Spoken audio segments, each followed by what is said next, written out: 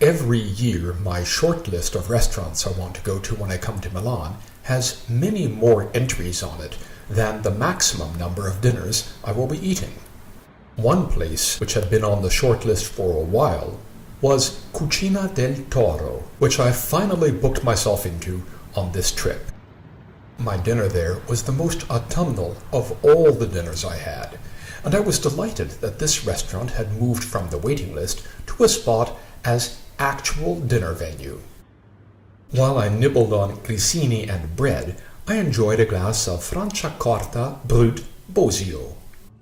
When it comes to bubbly, I drink a fair amount of Prosecco in Vienna, but rarely a Franciacorta, so that was a very nice way to start the evening. And while drinking that, I was looking forward to ultra-typical Milanese ingredients for my antipasto. Traditional Milanese cuisine has always showcased variety meats, particularly the humbler ones. In this case, there was a mix of nervetti e testina di vitello, that is, calf's trotter and head cheese. I love both of these, and was very pleased to see the item on the menu. The combination was served along with tropea onions, mesclun, and, as a surprise, guacamole.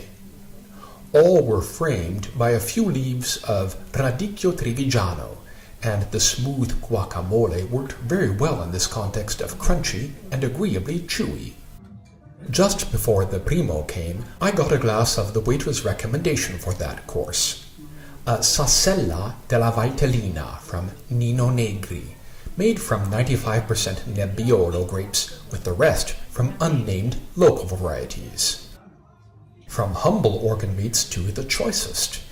The cappelletti you see here were filled with goose foie gras and potatoes with melted taleggio visible around the edges.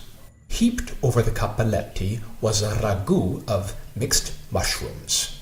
Now that's the kind of comfort food which couldn't be any more comforting. It was also rather filling, as it was supposed to be, so I elected to take a vegetarian secondo while staying with decidedly autumnal ingredients, and was very happy I did. My choice fell on a tortino of chestnuts and pistachios, with a cream of Jerusalem artichokes. That came with more radicchio trevigiano, a few raw leaves draped over the tortino, and several braised leaves forming a wreath around the base. And those Jerusalem artichoke chips were amazing, something I could eat a whole bag of as a snack.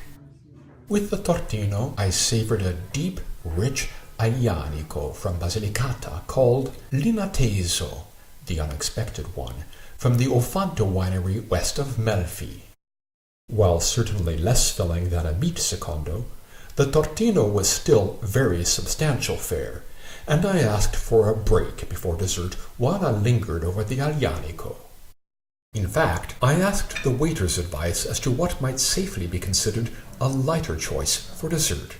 He had the perfect recommendation: a cupcake-size hazelnut tortino resting on a coffee sauce, with 2 little scatterings of chopped hazelnuts on the side.